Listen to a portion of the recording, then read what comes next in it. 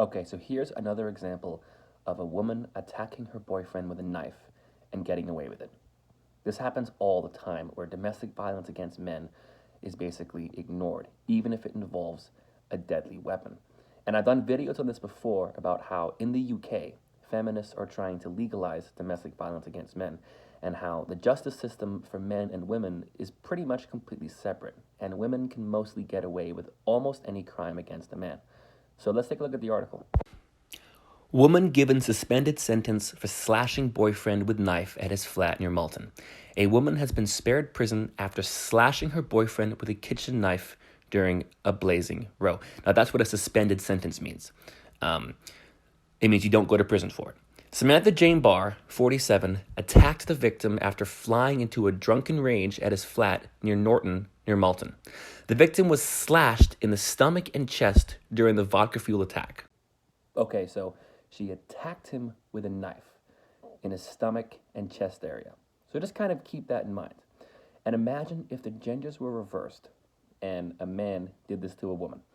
Now, a suspended sentence, as you saw, means that she's not going to go to jail for this. Barr was charged with assault occasioning actual bodily harm. She admitted the offense, as well as breaching her bail conditions by returning to the victim's flat on June 1st. So, okay, she was given bail, and one of the conditions was she wasn't allowed to go back to the apartment. But she went back anyway. But it made absolutely no difference. She got no punishment for it whatsoever. They had been in a tumultuous 6-year relationship, which, according to the victim, had been blighted by his ex-girlfriend's excessive drinking. Okay, so it's described as a tumultuous relationship where she has a history of excessive drinking. My guess is that this is something that's happened before. And this is something that this guy has been dealing with for a long time. So when feminists are trying to legalize domestic violence against men, they basically want to trap men in these situations where they might get stabbed to death. So keep that in mind. But guess what the judge said? Judge Simon Hickey spared Barr's solicitor the need to mitigate on her behalf after deciding that the troubled woman didn't pose a danger to the public. He told Barr, which is the woman, "Your drunken behavior shows that you are inadequate, not dangerous. Therefore, I can suspend the sentence." Wait, what? So let me get this straight.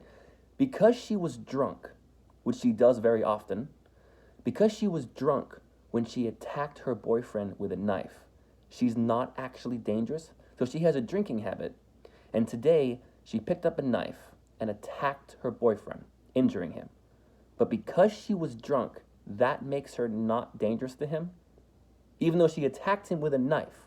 How is that not being dangerous? Imagine the same logic used to a man. Imagine a man who attacked his girlfriend with a knife when he was drunk, and then the judge said, "Oh, because you were drunk, you're not actually dangerous." Does that make any sense? Now, you may be wondering what this has to do with gender, and why is this a men's rights story? The reason why is because it does have to do with gender. And that's the reason why she's getting away with it. And that's the reason why she's not getting any serious punishment, is because she's a woman. And this is becoming the new law in the UK. Women don't go to prison for almost any crime. And feminists in the UK are campaigning to make domestic violence against men legal, which is something I did a video on about a month ago, and I've linked that down below, along with the other links as well. In my opinion, this is pretty scary.